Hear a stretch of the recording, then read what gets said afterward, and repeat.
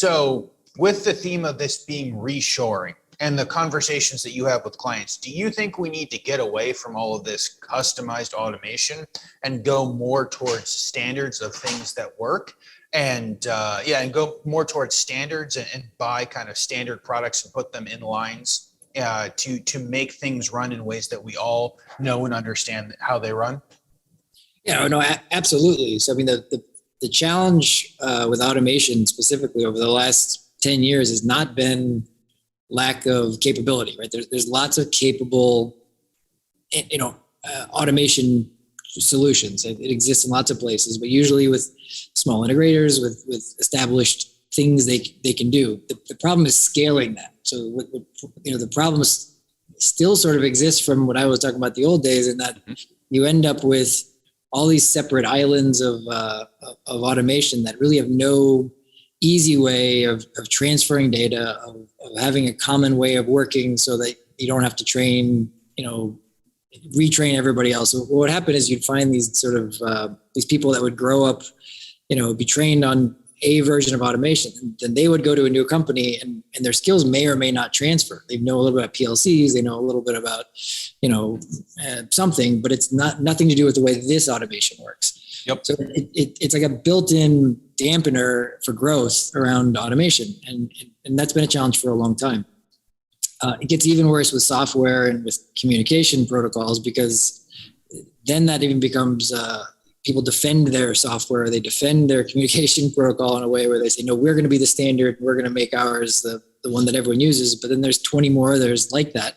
So then you find people that are just dedicated to one way of communicating data or connecting systems. And all of that is, again, it stops growth, right? It stops growth and again, I'm not talking about a company's growth, I'm talking about the industry's growth and really big advancements.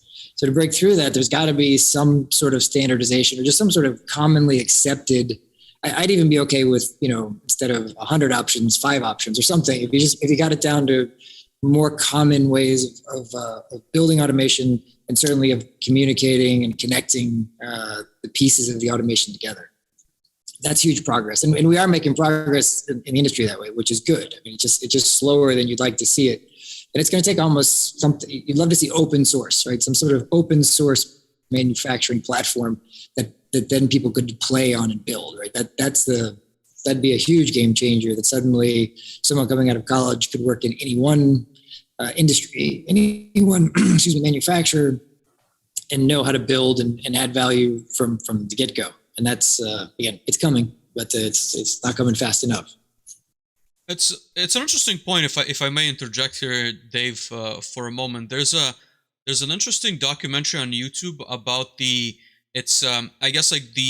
multiple choices that we have in like daily life, right? And I want to relate that to the point that you've made, that when you have way too many options, you almost, I guess it's like you become paralyzed by what's available and you just get stuck. And again, I see this a lot, I would say, like in the current climate, because there's just so many different protocol options, and you can certainly spend a lot of time and money just evaluating what's the right choice. And they obviously, some of them have advantages over others, and there's going to be key differences in how they're deployed, and maybe some are more scalable than others. Absolutely, right? Like that, I think there's no kind of like debate around that, but you can spend a lot of time trying to figure out what works for you and trying to figure out almost, what's the most optimal solution before you actually launch or standardize on one of those protocols, just to find out, again, it's not just the protocol itself, it's also who's available to implement this, who's going to be working on these projects. There's so many variables that I think people almost like disregard and just focus on that one. Like it could be protocol, it could be a piece of hardware, a piece of software, but there's a lot of similar, I would say, examples. And I guess the idea of that, video that I brought up on YouTube is that they demonstrate that if we have less options, then we spend less time trying to figure out what's right and more time actually like doing something, and then we can sort of like pivot if need be. But that's a really good point, Sean.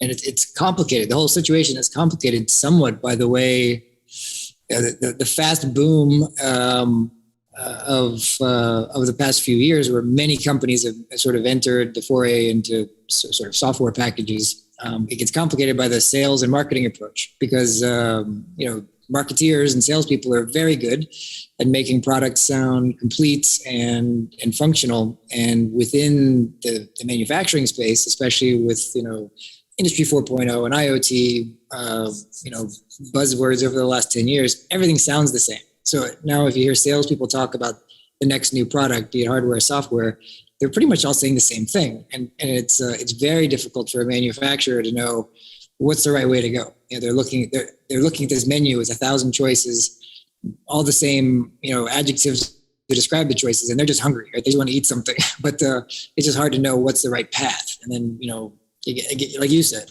who can support it? Who can install it? Who can maintain it? How long has it been around? How long is it going to be around? Can I grow with this? All of those questions really aren't clear. And that's, again, it dampens growth of this industry that we obviously care so much about. And that's a challenge.